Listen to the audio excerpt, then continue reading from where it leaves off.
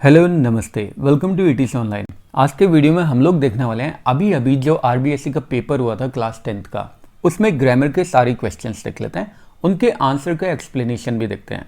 सो चलिए बिना देरी के हम लोग करते हैं आज का वीडियो स्टार्ट।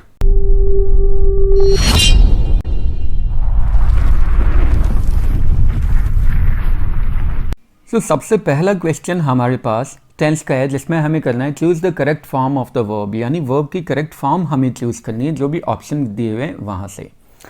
फर्स्ट वाला है आफ्टर आई डैश, ब्रैकेट में हमें जो वर्ब दिया हुआ है वो है रीड, इसकी करेक्ट फॉर्म यूज करनी है the newspaper I cleaned the room.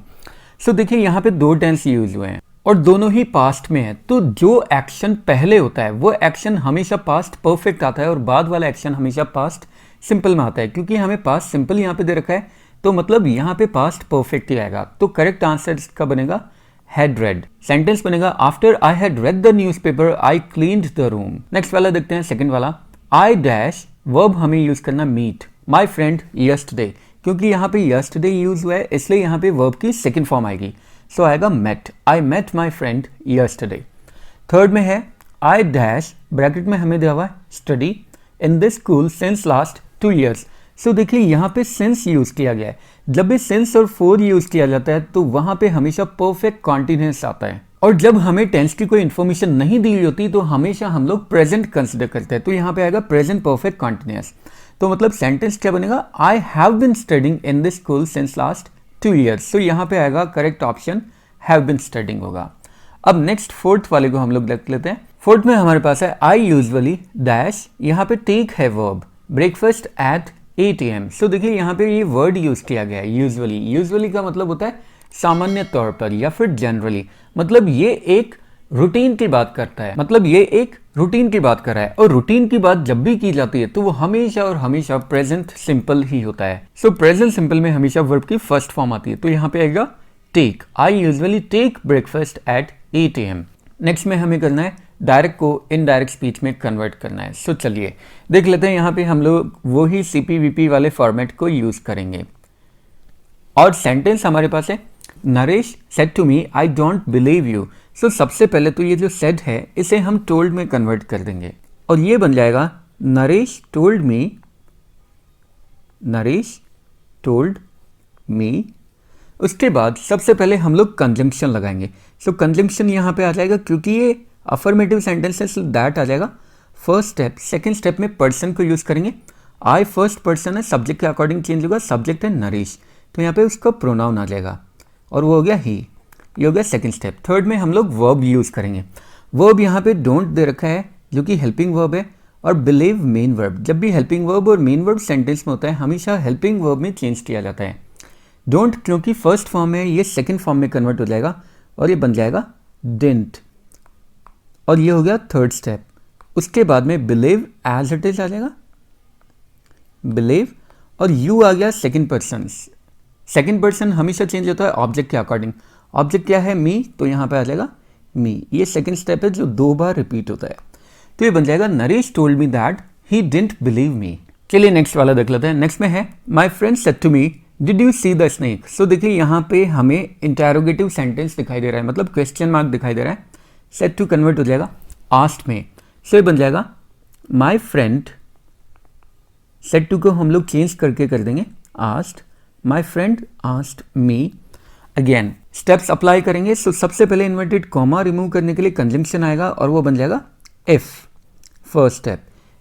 क्योंकि इंटेरोगेटिव सेंटेंस है, हेल्पिंग वर्ब से स्टार्ट है, इसलिए इफ या वेदर आएगा। सेकेंड स्टेप पर्सन में चेंज करेंगे। पर्सन यहाँ पे यू है, सेकेंड पर्सन ऑब्जेक्ट के अकॉर्डिंग चेंज होगा। ऑब्जेक्ट कौन है, मी है, तो यहाँ पे आ जाएगा आई, और ये हो गया सेकंड स्टेप। थर्ड स्टेप में हम लोग वर्ब को यूज करेंगे।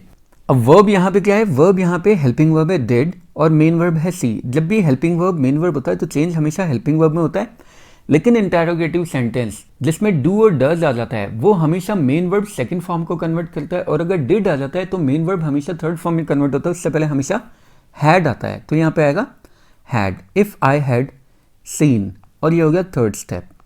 फिर the snake as it is आ जाएगा और ये बन जाएगा सेकंड स्टेप, क्योंकि ये भी तो ऑब्जेक्ट है।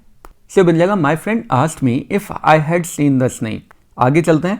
अब यहाँ पे हमें क्या करना है, combine the following pairs of the sentence, मतलब यहाँ पे हमें सेंटेंस को कंबाइन करना है, तो यहाँ पे हम लोगों को कंजंक्शन यूज करना है। सो सेंटेंस पहला है Archit saw his mother, next he ran to touch her feet. So Archit ने अपनी मदर को देखा और he ran to touch her feet, वो उनके पाँव छूने के लिए दौड़ा। So as soon as use करना है, एज सुन एज का मतलब होता है जैसे ही। तो मतलब इस सेंटेंस को अगर मैं कनेक्ट करता हूँ तो ये क्या बनेगा, जैसे ही अर्चित ने अपनी मदर को देखा वो उनके पाँव छूने के लिए दौड़ा। तो मतलब ये जो अर्चित सॉ हिज मदर है, इससे जस्ट पहले हम लोग यूज करेंगे as soon as. So starting में आ जाएगा एज सुन एज, और फिर ये यहीं से आ जाएगा अर्चित सॉ हिज मदर, फिर he ran to touch her feet. ये पूरा का पूरा एज इट इज आ जाएगा। नेक्स्ट वाले में you should come in uniform, next sentence है you may join the parade, और यहाँ पे हमें कंजंक्शन यूज करना है सो दैट। सो दैट का मतलब होता है जिससे कि। सो सेंटेंस को हिंदी में अगर हम लोग ट्रांसलेट करते हैं तो इसका मतलब बनेगा तुम्हें यूनिफॉर्म में आना चाहिए जिससे कि तुम परेड को ज्वाइन कर सको। तो मतलब ये पूरा का पूरा sentence you should come in uniform as it is आ जाएगा, फिर यहाँ पे बीच में आएगा सो दैट, और उसके बाद में ये पूरा का पूरा sentence as it is you may join the parade. तो ये आ जाएगा you should come in uniform इधर so that you may join the parade, और ये आ जाएगा इधर। नेक्स्ट देखते हैं अब यहाँ पे सेंटेंस को हमें पैसिव वॉइस में कन्वर्ट करना है। Change the following sentences into passive voice.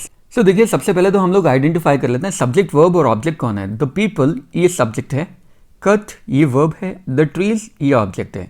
इसके अलावा बाकी पे हम लोग को ध्यान ही नहीं देना है। सो सब्जेक्ट द पीपल है, इसे हम लोग ऑब्जेक्ट बनाएंगे और ये इधर आ जाएगा द पीपल। लेकिन द पीपल जो होता है ये हमेशा अनइम्पॉर्टेंट होता है, इसलिए इसे हम लोग ब्रैकेट में लिख देंगे, अदरवाइज लिखेंगे नहीं हम लोग। सो ये हो गया फर्स्ट स्टेप। सेकंड स्टेप में ऑब्जेक्ट को सब्जेक्ट में कन्वर्ट करते हैं।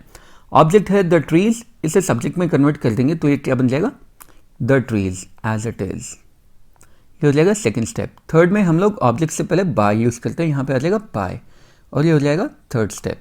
अब फोर्थ में हम लोग मेन वर्ब को थर्ड फॉर्म में यूज करते हैं। सो मेन वर्ब यहाँ पे कट है, इसकी थर्ड फॉर्म भी कट ही होती है। कई बच्चों ने कटेड लिखा होगा, लेकिन कट की तीनों फॉर्म कट कट कट ही होती है। सो ये हो गया फोर्थ स्टेप। लास्ट में अब हम लोग क्या करेंगे, जितने भी बचे हुए वर्ड्स हैं एज इट इज नीचे लाएंगे। सो विदाउट थिंकिंग ये यहाँ पे आ जाएगा एज इट इज नीचे, विदाउट, और ये इधर आ गया थिंकिंग। लास्ट में बी की फॉर्म यूज करेंगे थर्ड फॉर्म से पहले, यहाँ पे बी की फॉर्म है थर्ड फॉर्म से पहले, यानी यहाँ पे हम लोग यूज करेंगे फिफ्थ स्टेप बन जाएगा। ये फर्स्ट स्टेप है, सो यहाँ पे आ जाएगा फर्स्ट फॉर्म में बी की form are. The trees are cut by the people without thinking. ये बाय द पीपल अनइम्पॉर्टेंट है तो इसे हम लोग लिखेंगे ही नहीं। तो सेंटेंस क्या बनेगा the trees are cut without thinking, या फिर बाय द पीपल अगर हमें लिखना है तो इसे ब्रैकेट में लिखेंगे। So the trees are cut without thinking. Next he asked me to go and sit on the back bench. So he subject हो गया, आस्क्ड वर्ब हो गया, मी ऑब्जेक्ट हो गया। सो सबसे पहले हम लोग सब्जेक्ट को ऑब्जेक्ट बनाएंगे। ही सब्जेक्ट है, इसे ऑब्जेक्ट बना देंगे, ये बन जाएगा हिम, और ये हो जाएगा फर्स्ट स्टेप। सेकंड में ऑब्जेक्ट को सब्जेक्ट बनाएंगे, मी ऑब्जेक्ट है, इसे सब्जेक्ट बना देंगे और ये इधर आ जाएगा आई, और ये हो जाएगा सेकंड स्टेप। थर्ड में हम लोग ऑब्जेक्ट से पहले बाय लगाएंगे, यहाँ आ जाएगा बाय, और ये होगा थर्ड स्टेप। फोर्थ में मेन वर्ब को हम लोग थर्ड फॉर्म में यूज करेंगे। मेन वर्ब यहाँ भी क्या है आस्क है, इसकी third form asked as it is आ जाएगी। सो ये हो गया फोर्थ स्टेप। इसके बाद जितने भी बचे हुए वर्ड्स हैं सबको नीचे लेकर आएंगे। कौन बचा हुआ है to go and sit on the back bench, so as it is आ जाएगा to go and sit on the back bench। सब कुछ आ गया। लास्ट में हम लोग बी की फॉर्म यूज करेंगे थर्ड फॉर्म से जस्ट पहले, मीन्स यहाँ पे। सो ये बन जाएगा फिफ्थ स्टेप। अब ये जो वर्ब है सेकंड फॉर्म में, तो बी की फॉर्म भी सेकंड फॉर्म में आएगी। सो यहाँ पे आ जाएगा वॉज, ये बन जाएगा I was asked by him to go and sit on the back bench. So I was asked by him to go and sit on the back bench, ये बन गया इसका आंसर। नेक्स्ट देख लेते हैं। यहाँ पे हमें क्वेश्चन फ्रेम करना है। Frame the question to get the following answer. So हमारे पास आंसर ऑलरेडी गिवन है, आई रिस्पेक्ट माई पेरेंट्स। सो इसका क्वेश्चन क्या बनेगा, बहुत ही सिंपल है। क्वेश्चन बनाने के लिए हम लोगों को एक ही फॉर्मेट चाहिए, और वो चाहिए हेल्पिंग वर्ब लगाना है सब्जेक्ट से पहले। अब सब्जेक्ट को हमें ढूंढना है, तो आंसर में आया आई रिस्पेक्ट माई पेरेंट्स, मैं अपने पेरेंट्स की रिस्पेक्ट करता हूँ। मैं ये आंसर कब दूंगा, जब सामने वाला मुझसे पूछेगा क्या तुम अपने पेरेंट्स की रिस्पेक्ट करते हो, क्या तुम, और तुम को इंग्लिश में हम लोग क्या बोलते हैं यू बोलते हैं, ठीक है। सो सब्जेक्ट हमें मिल गया यू। अब बात आती है हेल्पिंग वर्ब क्या है। तो हेल्पिंग वर्ब हमेशा हमें सेंटेंस से मिल जाता है। यहाँ देखिए कोई भी हेल्पिंग वर्ब दिखाई नहीं दे रहा, इट मीन्स यहाँ पे कौन हिडन है, यहाँ पे है डू। ठीक है, सो अब हम हेल्पिंग वर्ब लगा देंगे डू और उसके बाद सब्जेक्ट लगा देंगे यू और एज इट इज आ जाएगा डू यू रिस्पेक्ट, और माई की जगह भी क्या हो जाएगा, योर आ जाएगा, your parents. Do you respect your parents, क्या तुम अपने पेरेंट्स की रिस्पेक्ट करते हो? बदले में मैं आंसर दूंगा, हाँ आई रिस्पेक्ट माई पेरेंट्स, मैं अपने पेरेंट्स की रिस्पेक्ट करता हूँ। सो ये भी हो गया हमारा फ्रेमिंग क्वेश्चन वाला। नेक्स्ट देख लेते हैं। नेक्स्ट अब हमारे पास है क्वेश्चन टैग, हमें यूज़ करना है। देखिए यहाँ पे क्वेश्चन टैग वाला थोड़ा सा मज़ेदार क्वेश्चन आया। अगर आप लोगों ने मेरा वीडियो देखा होता क्वेश्चन टैग वाला, तो यही वाला सेंटेंस मैंने वहाँ वीडियो में भी बताया था। सो देखिए क्वेश्चन टैग में हम लोग को क्या करना होता है, अगेन क्वेश्चन बनाना है। सो हेल्पिंग वर्ब चाहिए हमें, और हेल्पिंग वर्ब के साथ में हम लोगों को चाहिए सब्जेक्ट, ठीक है, और उसके बाद क्वेश्चन मार्क जो कि यहाँ पे गिवन है। सो ये हमेशा हमें क्वेश्चन से मिलता है। पहले पढ़ लेते हैं। There is a school in the street. So helping verb हमें मिल गया इज, ठीक है। अब सेंटेंस अगर पॉजिटिव है तो क्वेश्चन टैग नेगेटिव बनता है। There is a school in the street, ये पॉजिटिव हमें दिख रहा है तो क्वेश्चन टैग नेगेटिव बनेगा।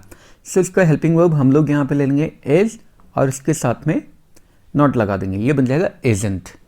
अब हमें जरूरत है सब्जेक्ट की, ये तो हेल्पिंग वर्ब आ गया, सब्जेक्ट की जरूरत है। सो देयर से स्टार्ट होने वाले सेंटेंस में सब्जेक्ट वो ही देयर बन के आ जाता है। सो यहाँ पे आ जाएगा there. So there is a school in the street, isn't there, ये बन जाएगा इसका आंसर। नेक्स्ट में हम लोग को क्या करना है, fill in the blanks with the appropriate words. So यहाँ पे हमें अप्रोप्रिएट वर्ड यूज करके और इन ब्लैंक को फिल करना है। सो चलिए ये भी देख लेते हैं। A book is a book dash there is nothing in it. अब इन तीनों में से करेक्ट ऑप्शन हमें फिल करना है। सो यहाँ पे है ऑल्दो, इफ, एंड। अब पहले इसका मतलब समझ लेते हैं। A book is a book, एक बुक ही होती है। There is nothing in it, उसमें कुछ भी ना हो। There is nothing in it का मतलब है उसमें कुछ भी नहीं है। सो हम लोग कौन सा यूज करेंगे, अब इन तीनों कंजंक्शन का हम लोग मीनिंग देख लेते हैं। ऑल्दो का मतलब होता है हालांकि या फिर चाहे, इफ का मतलब होता है अगर, एंड का मतलब होता है और। तो यहाँ पे कौन सा वाला फिट बैठ रहा है, a book is a book, एक बुक होती है, ऑल्दो हालांकि या फिर चाहे, there is nothing in it, उसमें कुछ भी ना हो, फिर भी वो एक बुक ही होती है। अगर मैं इफ लगाता हूं तो इसका क्या सेंस बनेगा, एक बुक ही होती है अगर उसमें कुछ भी ना हो, तो ये तो एकदम गलत सेंस दे रहा है ना। तो एक बुक ही होती है चाहे उसमें कुछ भी ना हो। नेक्स्ट देख लेते हैं। My parents as well as my relatives were present there dash supported me. So मेरे पेरेंट्स और मेरे रिलेटिव्स वहाँ पे प्रेजेंट थे जिन्होंने मुझे सपोर्ट किया। तो जिन्होंने मुझे सपोर्ट किया यानी ये सब्जेक्ट की बात कर रहा है, उस सब्जेक्ट के लिए हम लोग हु यूज़ करते हैं। सो यहाँ पे क्या आ जाएगा, यहाँ पे आ जाएगा हु। My parents as well as my relatives were present there who supported me. Next और last, he dash visited India dash England. अब यहाँ पे हमें कंजंक्शन यूज़ करना है जो पेयर में है। So that, not only but also. So that का मतलब होता है जिससे कि। सो अब हम लोग यूज़ करते हैं ही सो विजिटेड इंडिया दैट इंग्लैंड। तो ये तो कितना गंदा लग रहा है ना, उसने इससे इंडिया विजिट किया, सो का मतलब इससे, दैट का मतलब की। तो ये तो एकदम कोई सेंस ही नहीं दे रहा, सेंसलेस लग रहा है। नेक्स्ट वाला यूज़ करके देखते हैं। Not only but also. Not only का मतलब होता है ना सिर्फ ये, बट ऑल्सो का मतलब बल्कि ये भी। तो अब इसको लगा के देखते हैं। सो यहाँ पे ही नॉट ओनली विजिटेड इंडिया, ना सिर्फ उसने इंडिया विजिट किया, बट ऑल्सो इंग्लैंड, बल्कि इंग्लैंड भी विजिट किया। तो ये तो सेंस दे रहा है ना। सो ये हो गया यहाँ पे perfect answer. He not only visited India but also England. और यहाँ पे हमारे सारे ग्रामेटिकल क्वेश्चन खत्म हो गए, एंड हो गए। आई होप आप लोगों को ये सारे ग्रामेटिकल क्वेश्चन विद एक्सप्लेनेशन समझ में भी आ गया होगा। फिर भी अगर आप लोगों के पास कोई भी डाउट है तो नीचे कमेंट बॉक्स में आप लोग अपना कमेंट ड्रॉप कर सकते हैं। मैं ट्राई करूंगा जल्द से जल्द उसका आंसर करने की। बाकी आप सब लोगों को अपने रिजल्ट के लिए बेस्ट ऑफ लक, और आगे के पेपर्स के लिए भी ऑल द वेरी बेस्ट। इसी तरह के वीडियोस के लिए हमारे चैनल को सब्सक्राइब कर लीजिए। वीडियो अच्छा लगा लाइक और शेयर करना बिल्कुल मत भूलना, ताकि आप लोगों के फ्रेंड्स भी अपने आंसर क्रॉस वेरीफाई कर सकें। सो चलिए मिलते हैं ऐसे ही किसी और वीडियो में। नेक्स्ट वीडियो तक के लिए have a good day, take care, bye bye. Jai Hind, जय भारत, राधे राधे।